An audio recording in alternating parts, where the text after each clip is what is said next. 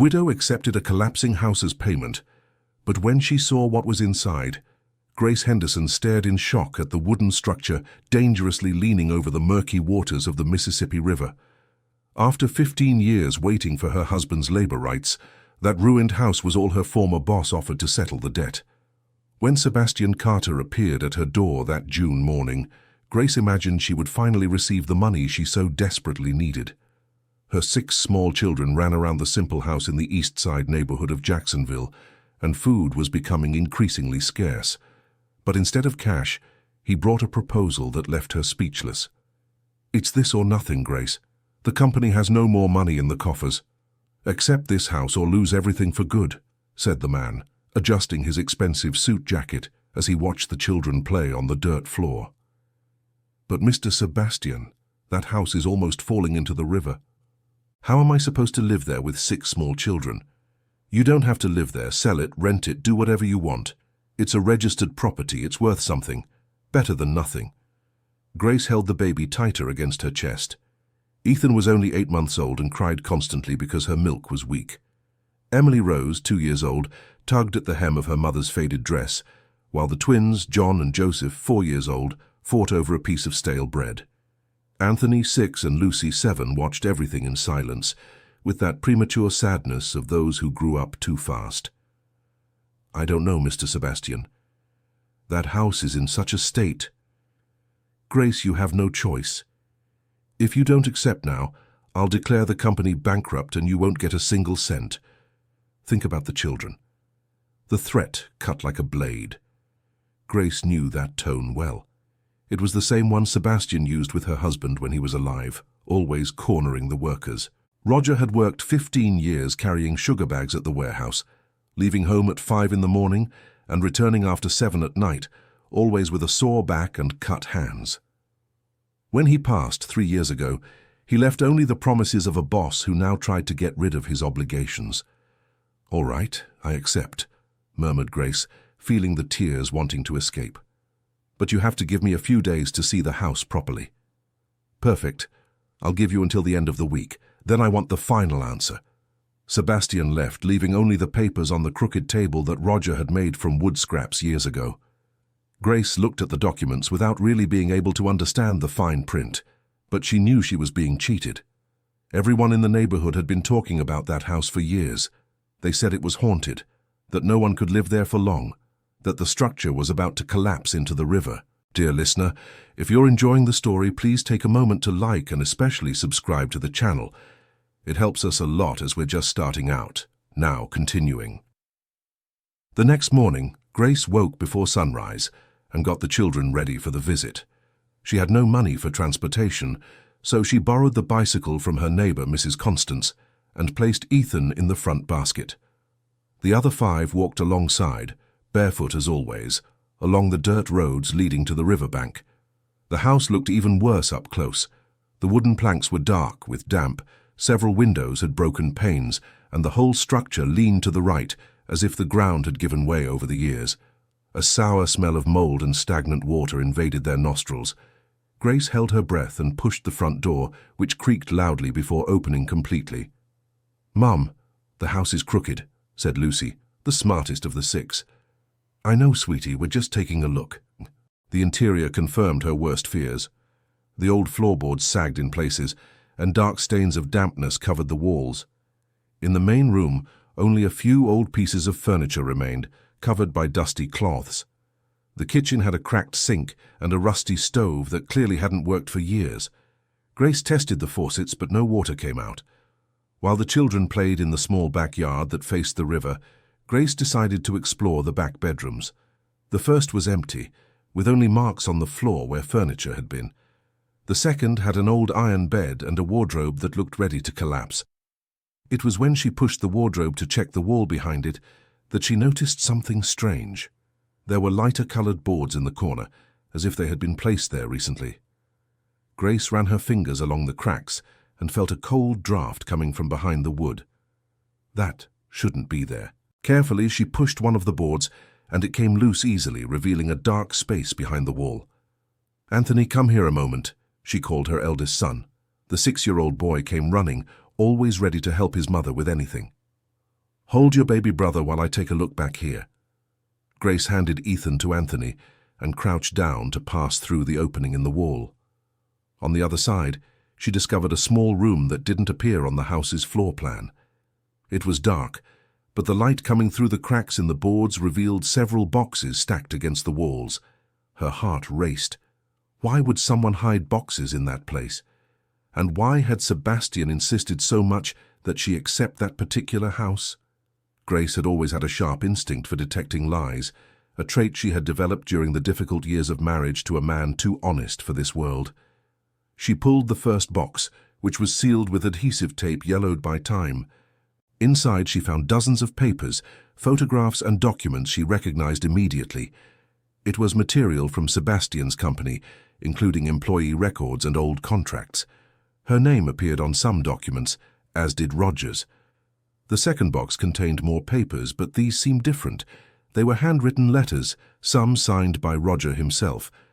Grace picked up one of them with trembling hands and began to read.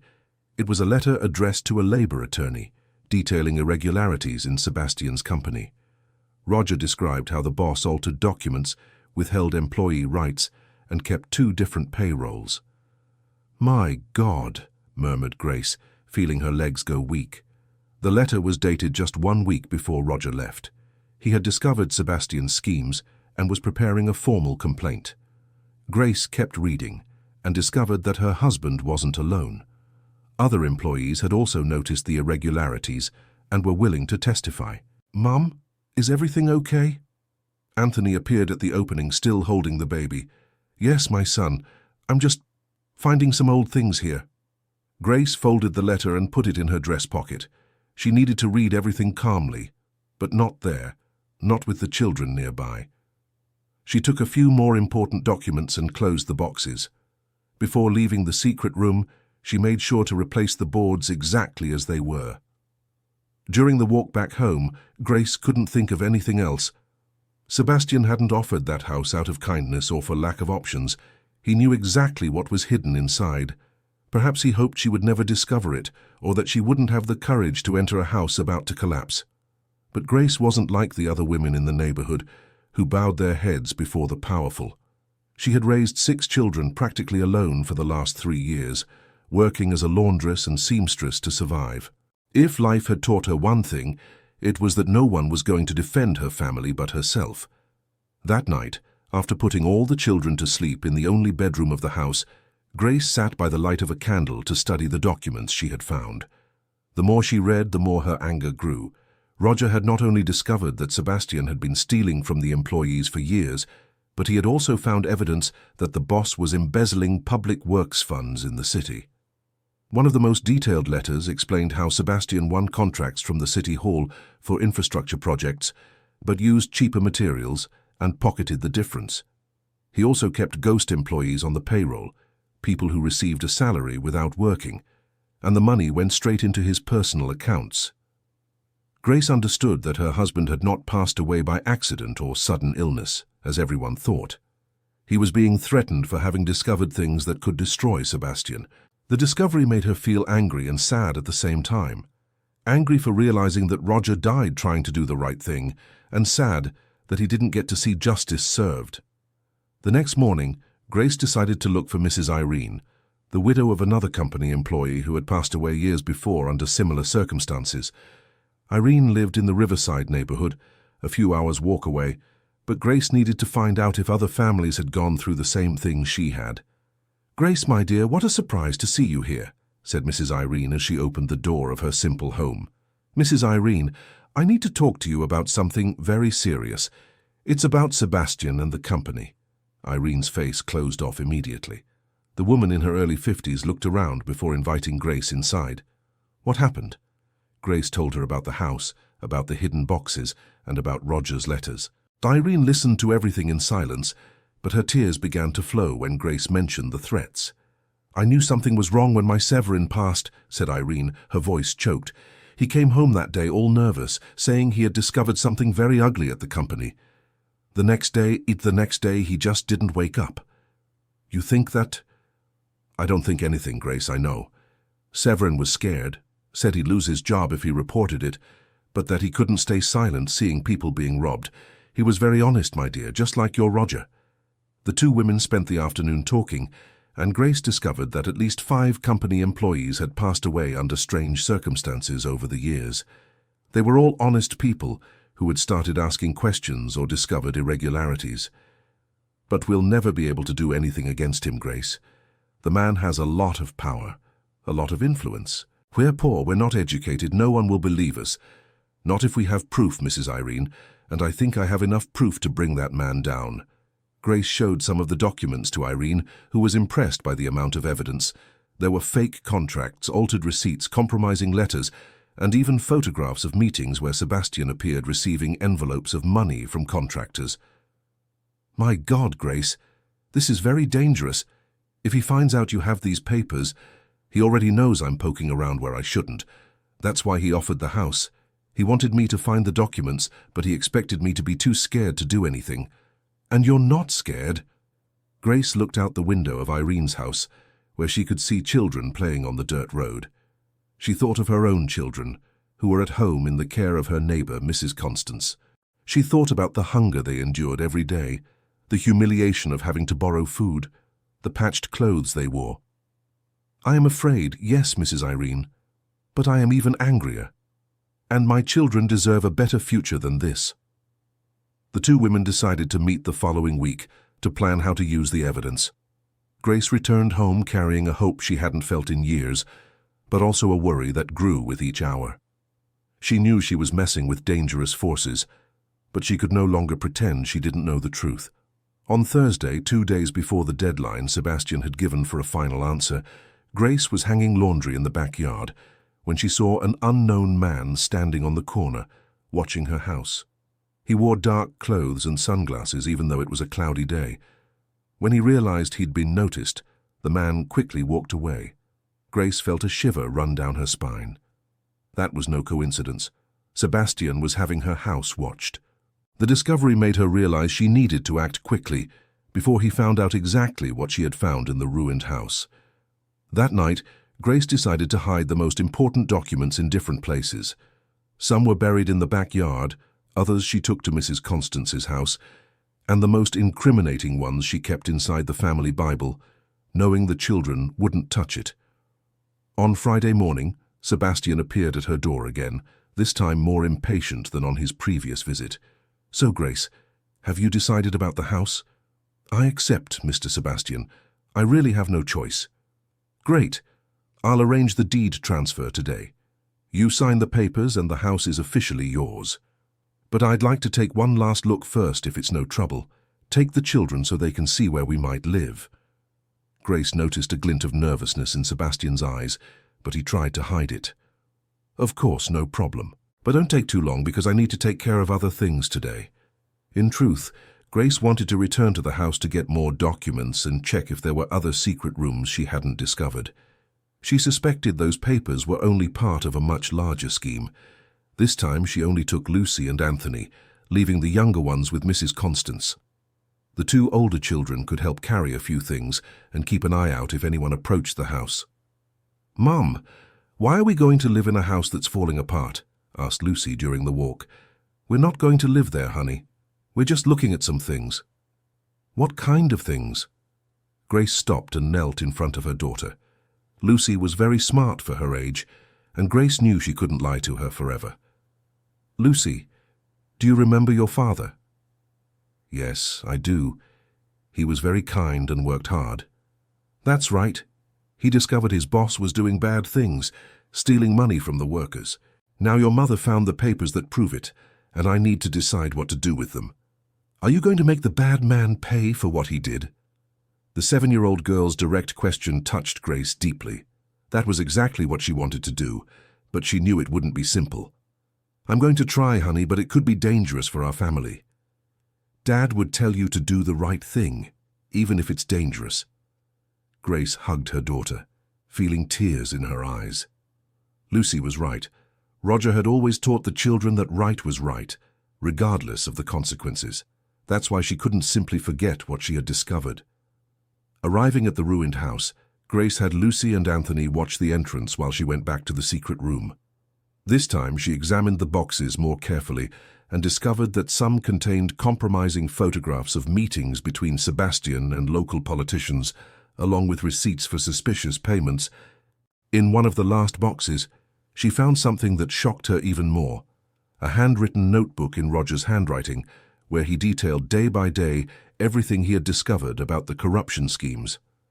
The last entry was from 2 days before he passed, and it said, "Sebastian found out I know everything. He said if I open my mouth, my family will suffer the consequences. I don't know what to do anymore." Grace closed the notebook and hugged it to her chest, crying silently. Now she was certain. Roger had not passed from natural causes. He was silenced because he knew too much. The discovery strengthened her determination to seek justice even more. "Mom, someone's coming," shouted Anthony from the house entrance. Grace quickly hid the notebook in her dress and put the floorboards back in place. When she left the secret room, she saw Sebastian approaching with 2 men she didn't know. "Grace, still here? I thought you had already seen everything you needed to see," said Sebastian with a forced, casual tone. "I was just showing the children what the house looks like inside, Mr. Sebastian." "I see. Well, then you can leave now. These are my security guards. They're here to check if the structure is safe before the official transfer." Grace knew that was a lie. The men didn't seem interested in the house's structure, but rather in checking if she had touched anything. One of them went straight into the back bedroom where the secret room was. "Come on, children, we've seen enough," said Grace, trying to keep her voice calm. On the way back, Grace noticed that one of Sebastian's men followed them for a few blocks before disappearing around a corner. The surveillance was increasing, which meant he suspected she had discovered something important. Dear listener, if you are enjoying the story, please take a moment to like and especially subscribe to the channel. It helps us a lot as we are just starting out, now continuing. That afternoon, Grace decided to seek legal help. She knew she couldn't face Sebastian alone, but she also knew she needed someone she could trust completely. She remembered attorney Henry Armstrong, a young lawyer she had met at church who always spoke about social justice. Attorney Henry had a small office in downtown Jacksonville, where he mainly served low-income people. Grace had never needed a lawyer before, but she knew he was different from other professionals in the field who were only interested in wealthy clients. "Grace, what a pleasure to see you here. How are the children?" said Attorney Henry as he welcomed her into his simple office. "They're well, Attorney, thank you, but I came here because of a very serious problem. It's about my husband and the company where he worked." Grace told the whole story to Attorney Henry, from Sebastian's proposal to the discovery of the hidden documents. The lawyer listened attentively, taking some notes and asking for clarification on specific details. "Grace, what you found is evidence of serious crimes: corruption, tax evasion, fraud in bids. These are things that could get Sebastian many years in prison." "So you think I have a chance to win in court?" "With this evidence, I have no doubts. But I must warn you about the risks. A man like Sebastian will not passively accept being reported. He has money, influence, and connections. He may try to intimidate you or even bribe authorities." Grace felt her stomach tighten, but she had already made her decision. "Attorney Henry, my husband, passed because he tried to do the right thing. If I don't continue his work, who will? How many other families will suffer at this man's hands?" "All right, Grace. Let's do this together, but we need to be very careful. First, I'll study all the documents you found. Then we'll look for other families who may have gone through the same situation. The more witnesses we have, the stronger our case will be." Attorney Henry explained that the first step would be to file a labor lawsuit to recover the rights of Roger and the other affected employees. Then, based on the evidence, they could involve the district attorney's office to investigate the corruption crimes. "Attorney, will you agree to work without payment because I don't have money to pay fees?" "Grace, there are cases we take not for the money, but for justice. This is one of them. If we win, I take a percentage of what you recover. If we lose, I charge nothing." Grace left Attorney Henry's office feeling more confident but also more worried. Now there was no turning back. She had officially declared war against Sebastian Carter, one of the most powerful businessmen in the region. The following Saturday, Grace met again with Mrs. Irene and this time brought two more widows of former company employees, Mrs. Ruby and Mrs. Judith. The four women sat in Irene's small kitchen to discuss how to proceed. "I'm scared, Grace," confessed Mrs. Ruby. "My Anthony always said that Sebastian was dangerous, that he had connections with influential people at City Hall and in the state government." "But that's exactly why we need to do something," argued Mrs. Judith. "If we don't stop him now, how many other families will suffer?" Grace showed the women some of the documents she had found, including evidence that their husbands had also discovered the irregularities before passing. It was a clear pattern. Honest employees discovered the schemes, tried to report them, and ended up silenced one way or another. "Everyone, I've already spoken with a lawyer," said Grace. "He said with this evidence, we have a real chance of winning, but only if we all stay united and don't let Sebastian divide us." The four women made a pact that day. They would fight together for justice regardless of the consequences. Each had children to raise and a difficult life ahead, but they also had the memory of their husbands to honor. On Monday, Attorney Henry officially began the legal process. He filed a class action lawsuit on behalf of the four families, demanding full payment of labor rights and compensation for moral damages. At the same time, he submitted a formal complaint to the district attorney's office reporting the corruption crimes. The news spread quickly through the city. Jacksonville wasn't a metropolis, and scandals involving well-known businessmen always generated a lot of talk. Sebastian, who until then felt protected by his influence, suddenly found himself in the crosshairs of official investigations. His reaction was immediate and aggressive. On Wednesday, Grace received a visit from a well-dressed man who introduced himself as Attorney Mario Sanders, Sebastian's lawyer. "Mrs. Grace, I've come here on behalf of my client to make a proposal that may interest you greatly." "What kind of proposal?" "Mr. Sebastian acknowledges that there may have been some misunderstandings regarding your husband's labor rights. To resolve the matter amicably, he is willing to pay you $50,000 plus a house in better condition in the Riverside Park neighborhood." The offer was tempting. $50,000 was more money than Grace saw in her dreams.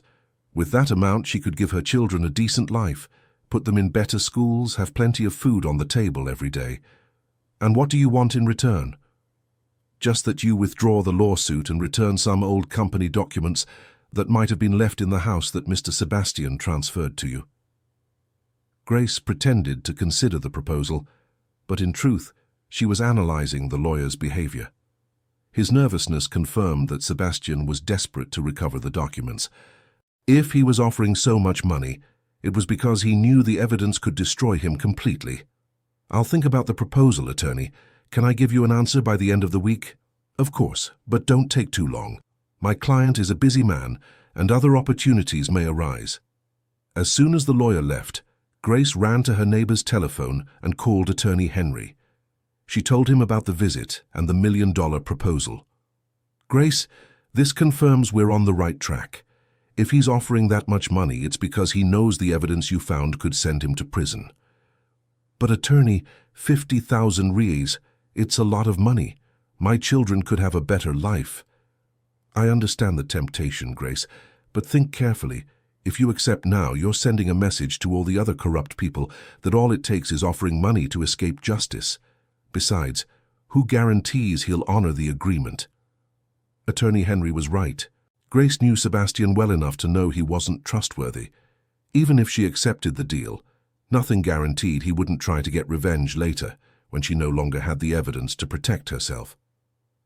"I'll refuse the proposal, attorney." "Good decision. But get ready because now he'll resort to more aggressive methods." Attorney Henry's prediction proved correct. On Friday, when Grace went to the market to buy the little she could with the money she had, she was approached by two men who clearly weren't from the area. "Are you Grace?" asked one of them, wearing sunglasses even though it was late afternoon.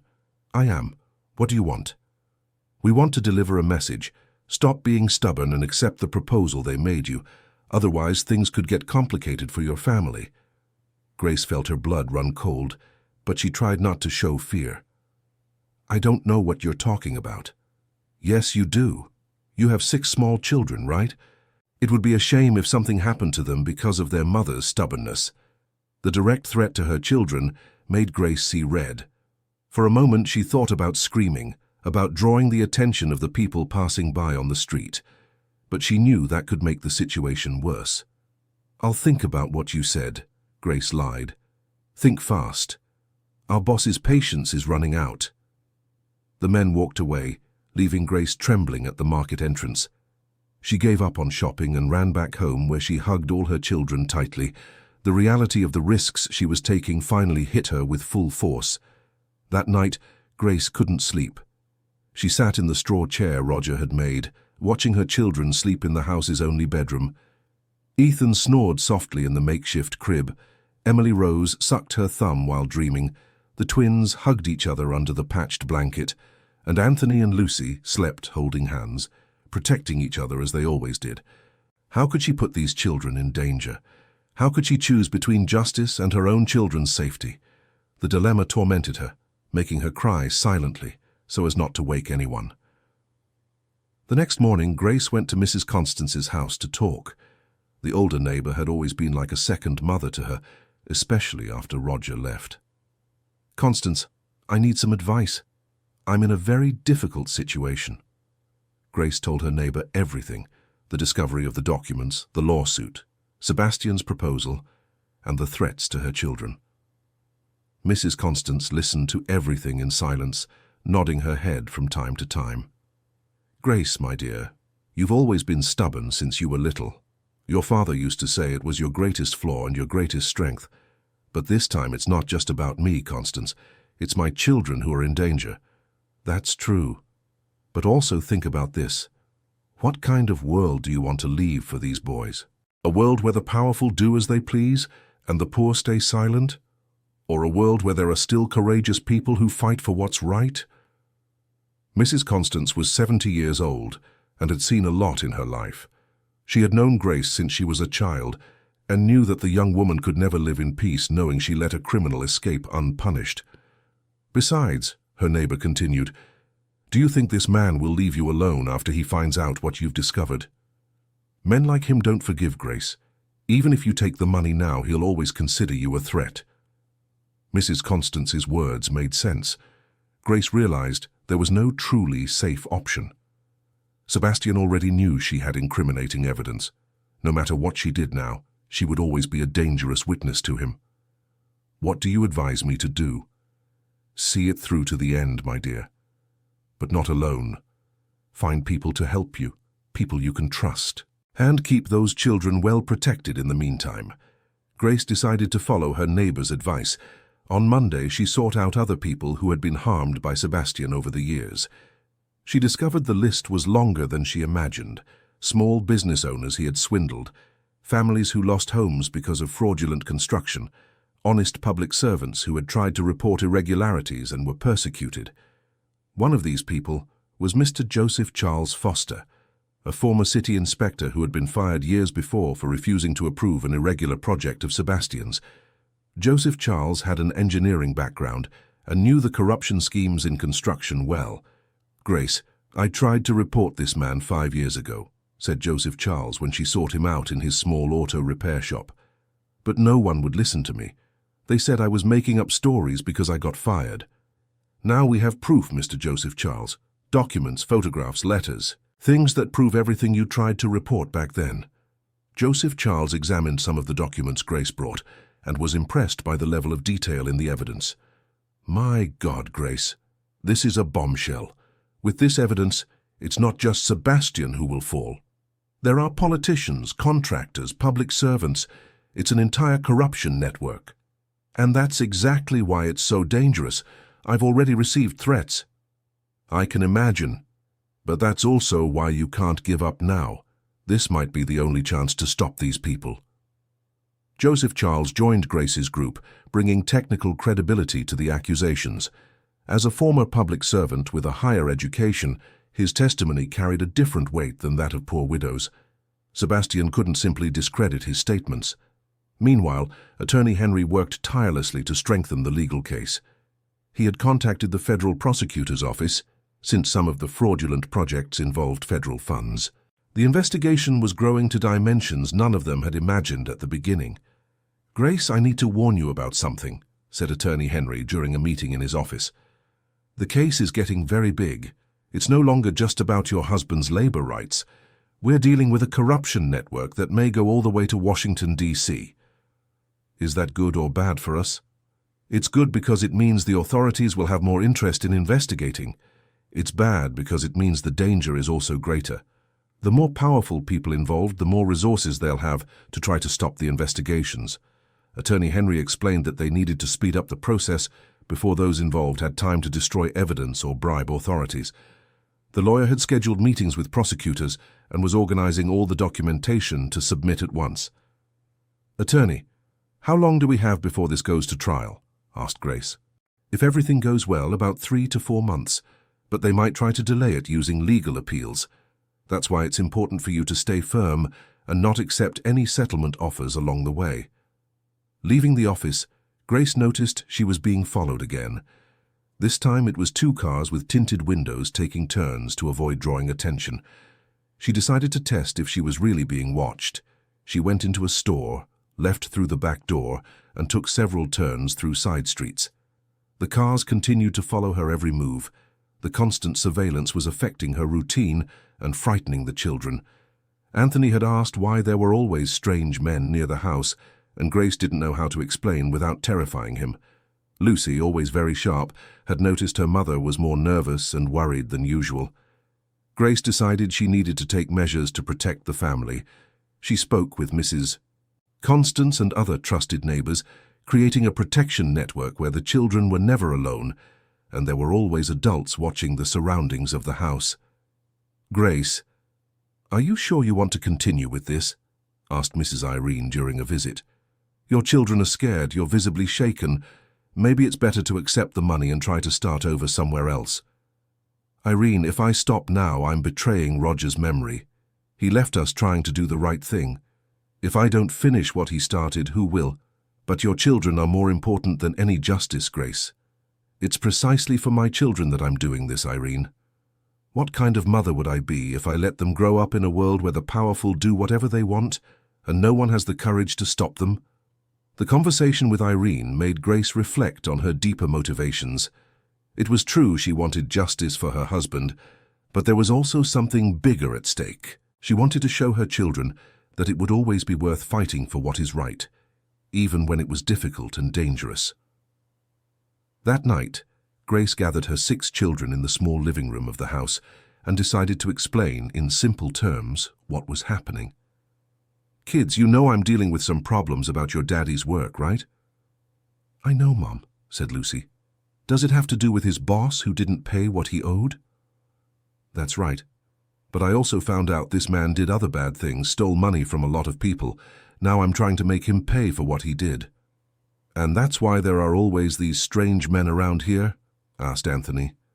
Grace was surprised by the 6-year-old boy's perception but decided to be honest. "Yes, my son. They want to scare me, so I'll stop fighting for justice. But you don't need to be afraid. Mom is being careful, and there are a lot of people helping us." "Mom, what would Daddy do if he were here?" asked Lucy. The question touched Grace deeply. She knew exactly what Roger would do. "Your father would do exactly what Mom is doing, my dear. He always said that those who don't fight for what's right end up losing even the right to complain later." The children seemed to understand, each within their own capacity. Grace felt she had made the right choice by including them in the process, obviously protecting them from the more dangerous details. The following week, Attorney Henry brought important news. The district attorney's office had agreed to formally investigate the case and was requesting official documents from the City Hall and Sebastian's company. "Grace, things are moving faster than I expected. It seems your complaint came at just the right time. There were other parallel investigations into corruption at City Hall, and the documents you found connected several pieces of the puzzle." "What does this mean in practice, Attorney?" "It means it's no longer just you against Sebastian. The entire state is interested in discovering the extent of the corruption. This gives you more protection, but it also means the risks could increase." Attorney Henry explained that they had been summoned to testify at the federal prosecutor's office within 2 weeks. Grace would be the main witness, but the other widows and Mr. Joseph Charles would also be heard. "Attorney, will I know what to say?" Yes, you will, Grace. You know the story better than anyone. You just need to tell the truth, show the documents, and explain how you discovered everything. I'll be there to help you if you need it. The prospect of speaking to federal prosecutors made Grace nervous, but also hopeful. Finally, people with real power to do something were paying attention to her story. 2 days before the testimony, Grace received an unexpected visit. It was Mrs. Marlene, Sebastian's wife, an elegant lady she knew only by sight from church. "Grace, may I speak with you for a moment?" asked Marlene, her voice soft but tense. Grace was surprised but invited the woman in. Marlene looked around the simple house with an expression of discomfort but tried to hide it. "Grace, I came here because I know you are a good person, a dedicated mother like me." "Thank you, Mrs. Marlene. To what do I owe the visit?" "It's about this whole story with my husband. I know you all think he did wrong things, but—" "Mrs. Marlene, with all due respect, I don't think anything. I have proof of what your husband did." Marlene fell silent for a moment, seeming to choose her words carefully. "Grace, I know my husband isn't perfect. Perhaps he made some mistakes in business. But he has a family too, children to raise, young grandchildren. And what do you want me to do?" "I wanted to ask you to consider a settlement. Sebastian is willing to pay back everything he owes, with interest, to all the families. You would have the money guaranteed without having to go through all this legal ordeal." Grace realized Marlene was sincere in her concern, but also that she probably didn't know the real extent of her husband's crimes. "Mrs. Marlene, do you know what your husband really did? They weren't just some mistakes in business. It was years of theft, threats, people who left because they knew too much. Grace, don't believe everything they say about my husband. People make up stories, exaggerate. Do you want to see the proof? Do you want to read the letters my husband wrote before he left? Do you want to see the photographs, the documents?" Marlene hesitated.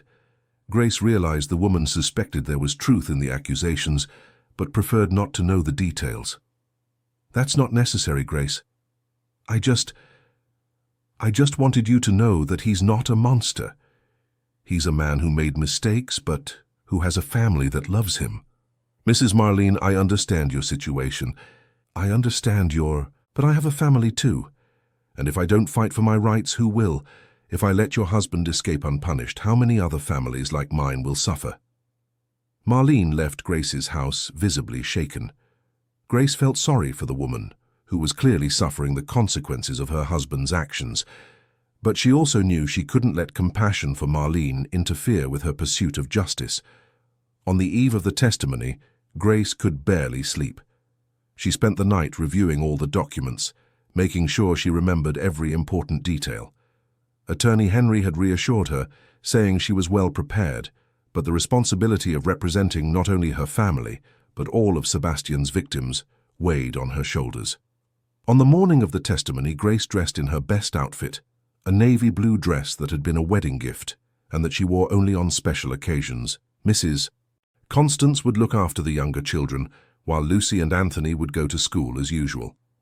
"Mum, are you going to get justice today?" Lucy asked, before leaving for school. "I will do my best, my daughter. The rest is in God's hands."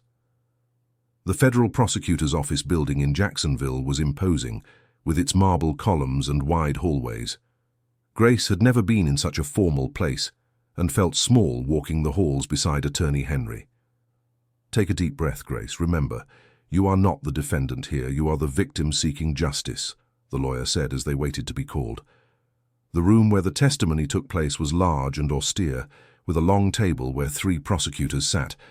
Grace felt intimidated at first, but the respectful demeanor of the prosecutors put her at ease. "Mrs. Grace, we know this is a difficult situation for you.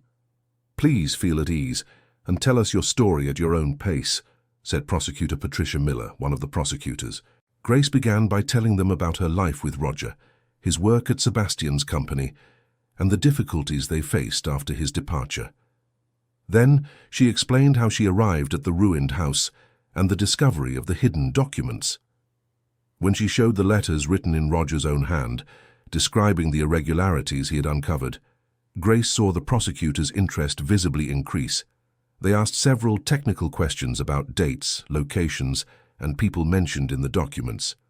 Mrs. Grace, do you realize the historical importance of what you have brought to us?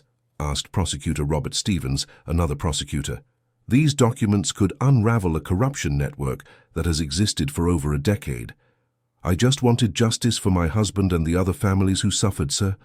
And you will have justice, you can be sure. But now this goes far beyond labor rights. We are talking about crimes against public administration that have harmed all of society. The testimony lasted almost 3 hours.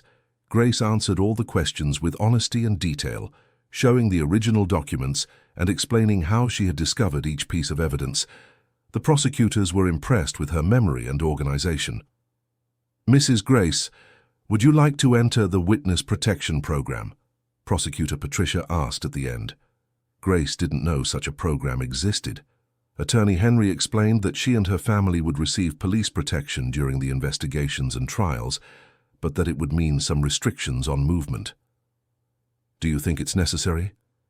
Given the level of evidence you have brought and considering the power of those involved, it would be a recommended precaution, said Prosecutor Robert.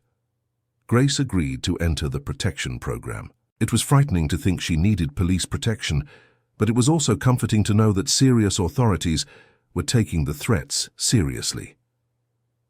When she left the prosecutor's office, Grace felt as if she had climbed a mountain. She had done her part, handed over all the evidence, told the whole truth, cooperated with justice as completely as possible. Now all that remained was to hope the system would work. Attorney Henry was excited about the outcome of the testimony. Grace, you were amazing in there. You answered the questions clearly, had an answer for everything, showed organized documents. The prosecutors were impressed. And now, attorney, how long will it take to get some results? The formal investigations will begin next week. They will request official documents, hear other witnesses, possibly conduct searches and seizures.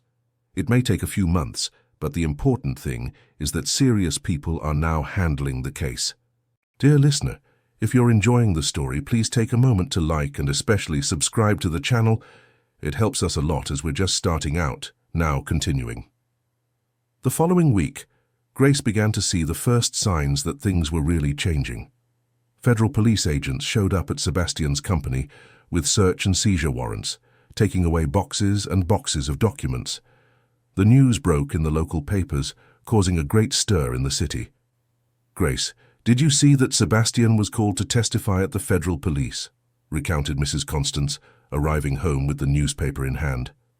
Grace read the article with a mix of satisfaction and nervousness. It was gratifying to see her complaints being taken seriously, but she also knew that this made Sebastian even more dangerous, like a wounded animal. Police protection arrived that same day. 2 discreet agents began making regular patrols around the neighborhood, and Grace received a special phone to use in case of an emergency. The children were curious about the presence of the police officers, but Grace explained they were special friends who were helping the family. 3 days after the official investigations began, Grace received an unexpected call.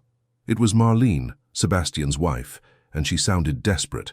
Grace, please, I need to speak with you urgently.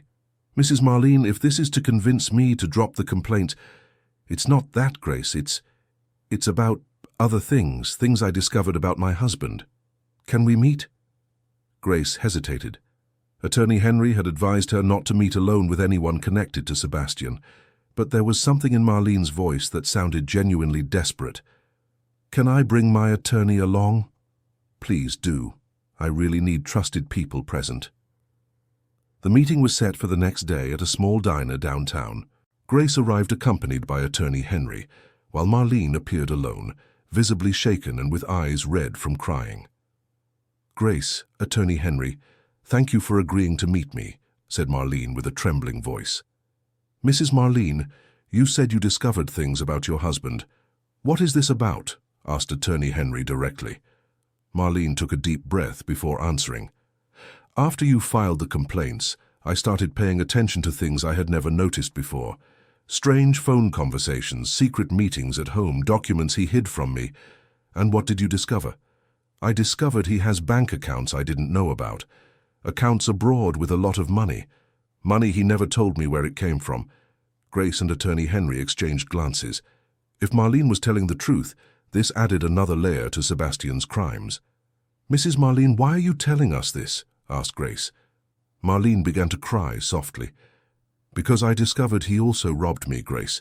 The inheritance I received from my parents, properties that were mine. He sold everything without telling me, and hid the money in those secret accounts." The revelation completely transformed the dynamics of the situation. Marlene wasn't just a criminal's wife, she was also one of his victims. "Mrs. Marlene, would you have access to documents about these accounts?" asked Attorney Henry. "I have a few things. I photographed papers when he wasn't home. I wrote down account numbers I saw during phone conversations.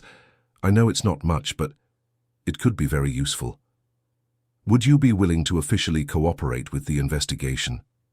Marlene hesitated for a moment, then nodded with determination. "I'm tired of being deceived, attorney. I spent 30 years of my life thinking I was married to an honest man. Now I discover he's a thief who even stole from me." From that moment on, Marlene became an unexpected ally. With direct access to Sebastian's home and personal documents, she could provide information that no external investigation could obtain. Attorney Henry explained to Marlene how to proceed to cooperate with the authorities without putting herself at unnecessary risk. She would also be included in the witness protection program, as her position made her particularly vulnerable to retaliation. "Mrs. Marlene, are you sure you want to do this?" asked Grace. "Your husband can be dangerous when he feels threatened." "Grace, after everything I've discovered, I no longer recognize the man I married.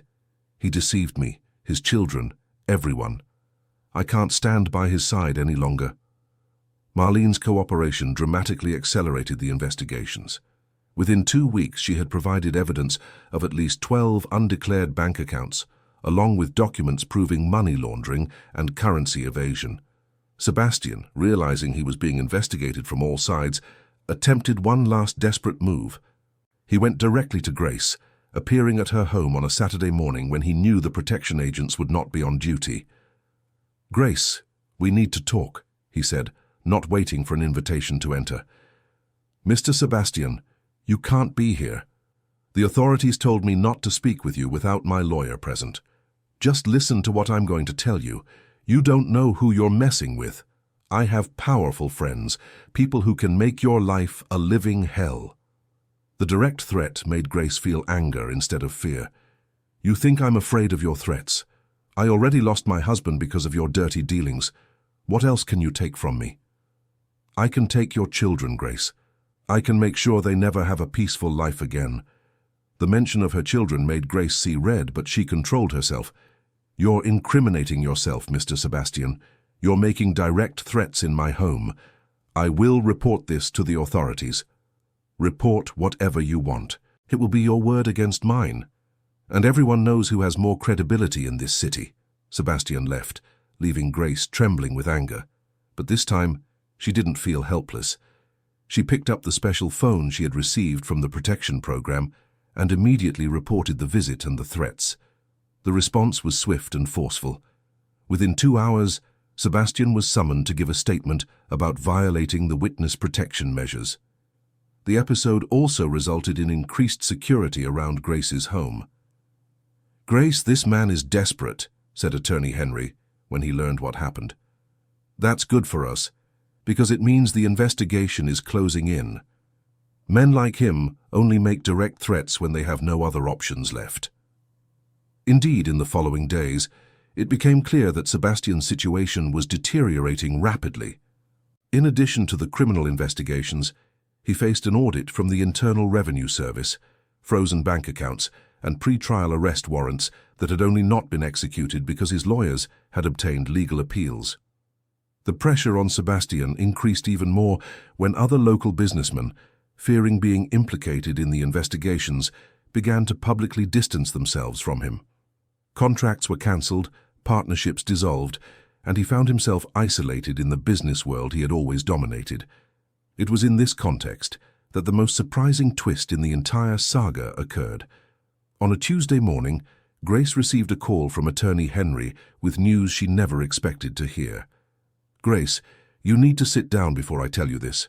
Sebastian wants to make a plea deal." "What do you mean, attorney?" He's offering to confess to all the crimes and hand over the others involved in exchange for a reduced sentence. This means he's officially admitting to everything you reported." Grace was silent for a few seconds, processing the information. "And is that good for us?" "It's excellent, Grace. It means you'll receive much larger compensations than we imagined, because now it's no longer a matter of proving the crimes.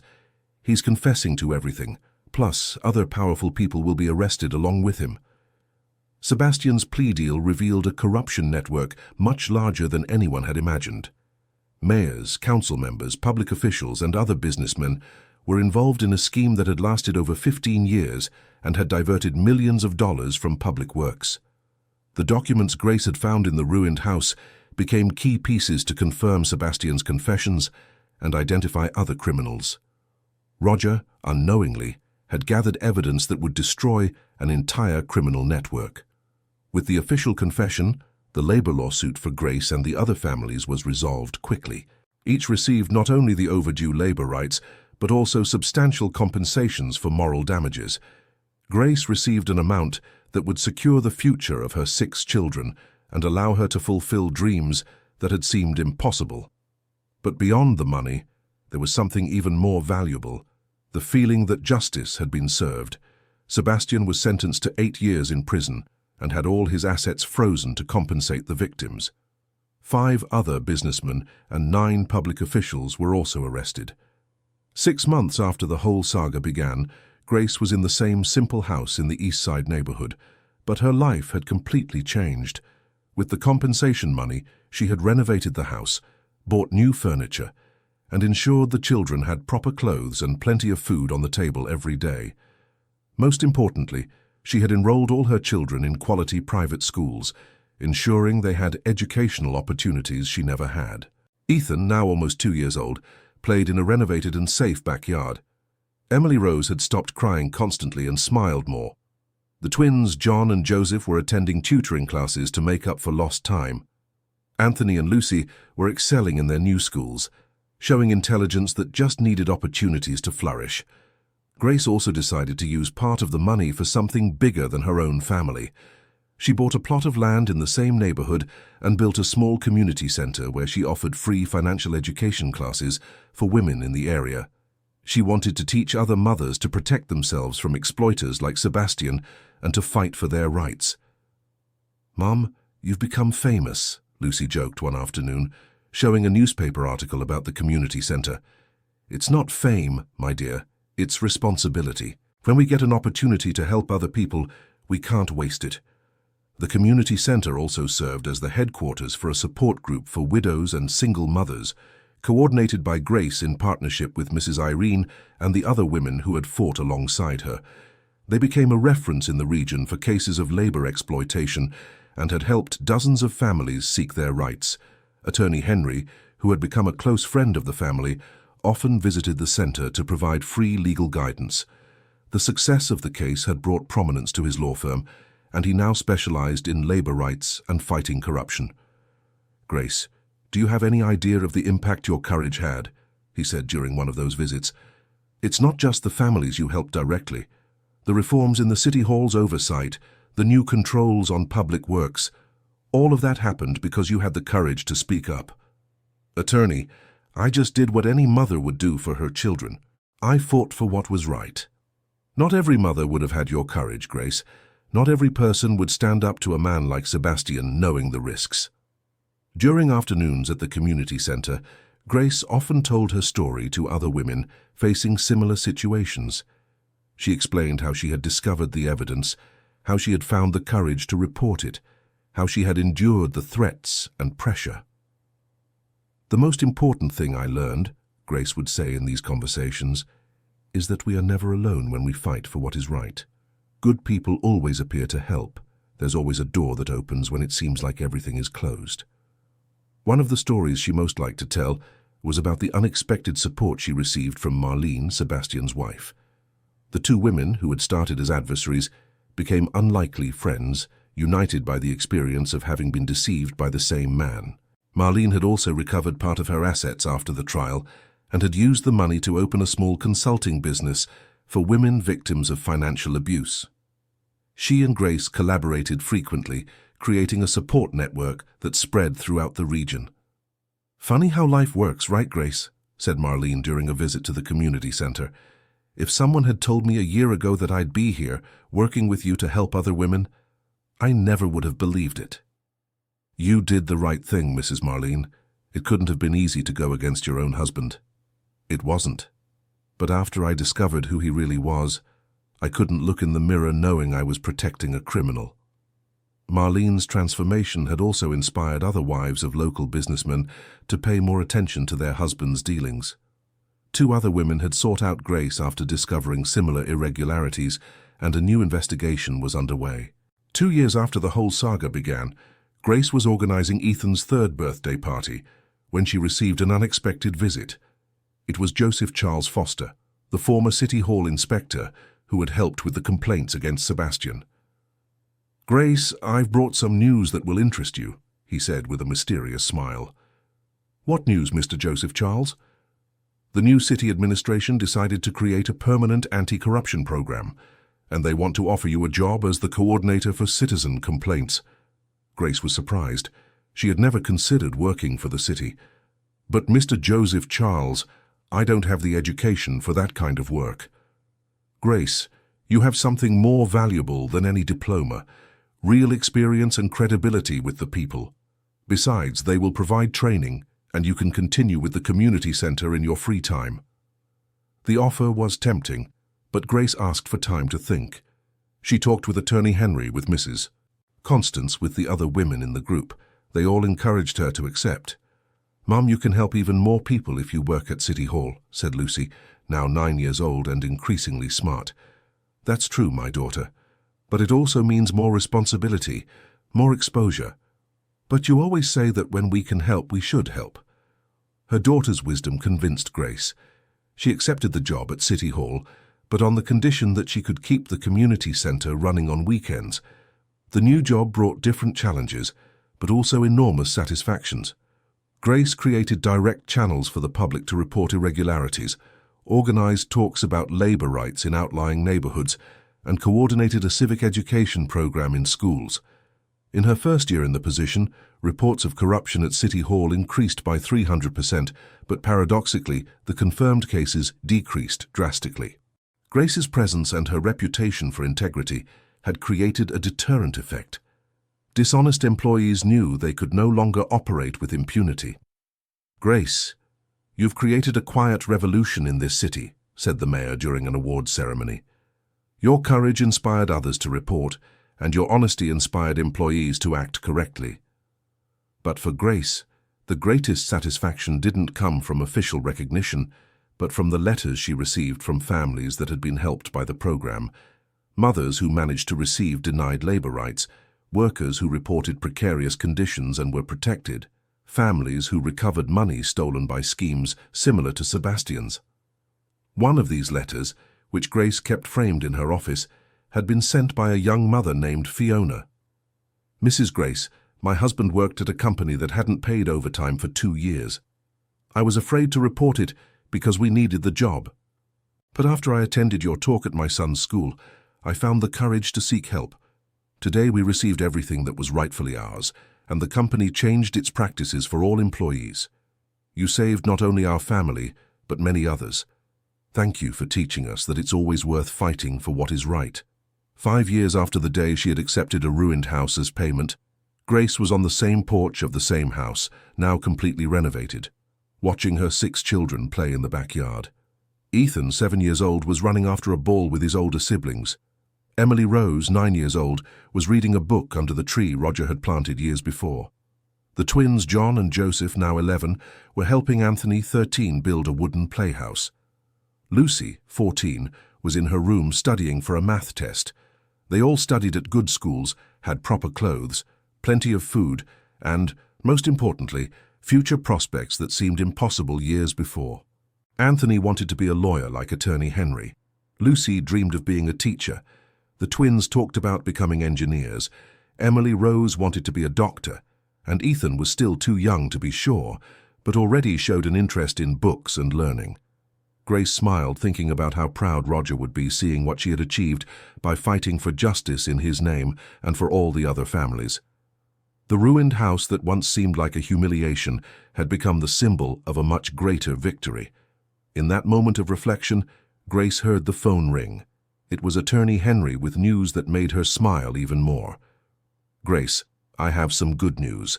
The district attorney's office wants to create a statewide program based on the model you developed here in Jacksonville. They want you to coordinate the expansion to other cities." "Attorney, is this serious?" "Very serious. Your work has become a national reference, Grace. There are people from other states wanting to learn about the methods you developed here."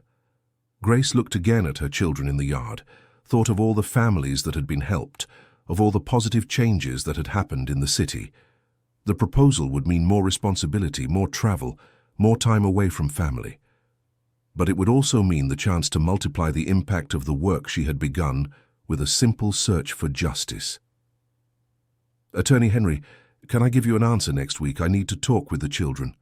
"Of course, Grace, but remember, you've already proven that one determined person can change the world around them. Now you have the chance to do it on an even larger scale." After hanging up the phone, Grace called her 6 children for a family meeting in the living room. That's how they made all important decisions, together, talking, considering everyone's opinions. "Kids, you know Mum received a job offer that could help more people. But it would mean traveling more and being away from you for a few days sometimes." "Mum, are you going to accept?" asked Anthony. "It depends on what you all think. This family has always made decisions together." "I think you should accept," said Lucy. "Dad always said that when we can help other people, we should help, and you've already proven you know how to do that very well." "I agree with Lucy," said Emily Rose. "We're old enough to understand that Mum's work is important to a lot of people." One by one, all the children expressed their support for the idea. Even Ethan, the youngest, said he thought it was cool that his mum was going to help more families like ours. "Then it's decided," said Grace, hugging all her children at once. "We're taking our fight for justice to the whole state of Florida." The following week, Grace accepted the proposal and began planning the expansion of the program to other cities. The work would be challenging, but she was no longer alone. She had an experienced team, a supportive family, a network of partners in various cities, and most importantly, the certainty that she was on the right path. During one of the first planning meetings, Mrs. Irene made an observation that deeply touched Grace. "Grace, do you remember when we first met to talk about Sebastian? You were scared, I was scared, all of us were, but look how far we've come. Who would have thought that old hidden house would change so many people's lives?" "It's true, Mrs. Irene. Sometimes I wonder if Roger planned all this from heaven. He left the evidence right where I could find it, knowing I would have the courage to use it. I'm sure he's proud, my dear. You finished the work he started and went far beyond what anyone expected." In the first year of the state program, Grace and her team helped identify and combat corruption schemes in 15 different cities. Hundreds of families recovered denied rights, dozens of dishonest employees were removed, and millions of dollars were recovered for the public treasury. But the most important impact couldn't be measured in numbers. It was the change in the population's mindset. People who once accepted injustices now knew they could report them and be heard. Public employees knew their actions were being watched by society.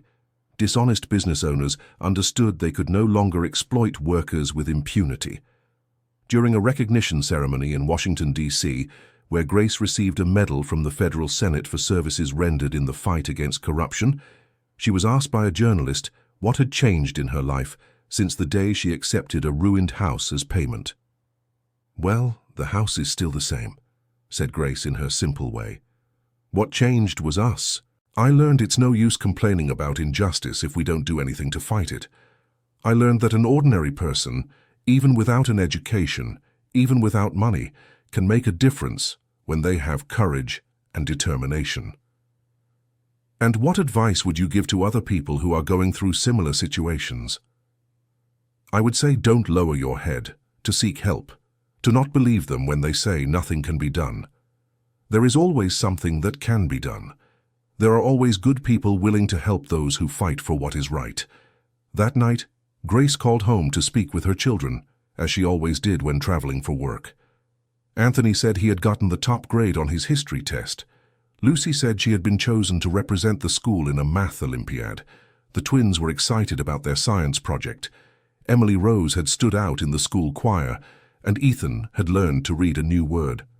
"Mom, when are you coming back?" asked Ethan over the phone. "Tomorrow afternoon, my love. And on the weekend we'll all go together to visit the old house by the river." "What for, Mom?" "To remember where it all began, Ethan. To never forget that sometimes the things that seem bad at the start can turn into the best things in our lives." Grace had kept the house in ruins as a memorial. It was no longer dangerous.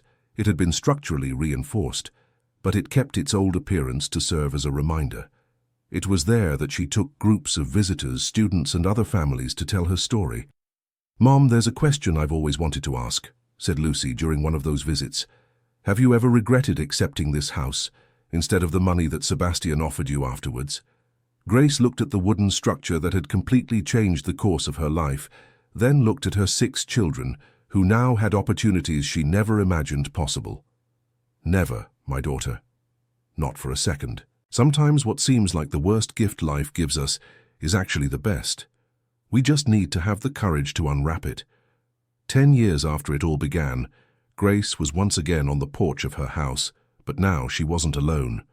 She was surrounded by her 6 children, now adults or nearly adults, and by the grandchildren who had started to arrive.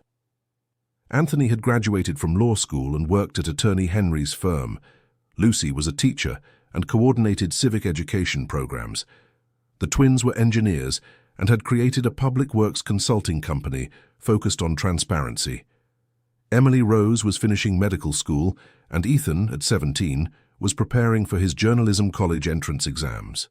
They had all grown up with the values Grace tried to instill: honesty, the courage to fight for what is right, and solidarity with those in need of help. Most importantly, they were all committed to continuing the work she had begun, each in their own field. "Mom, a letter arrived for you," said Ethan, handing over an envelope with an official seal. Grace opened it and discovered she had been invited to receive an honor from the United Nations for her work in combating corruption and promoting human rights. The event would be in New York, and she could bring the whole family. "My goodness, everyone. I never imagined the story of the old house would lead to all this," said Grace, showing the letter to her children. "Mom, you always say that when you plant what is right, you harvest more than you expected," said Anthony, hugging his mother. "It's true, my son. Your father would be so proud to see everything we've built in his memory." That night, after all the children had returned to their homes and activities, Grace stayed alone on the porch, looking at the stars.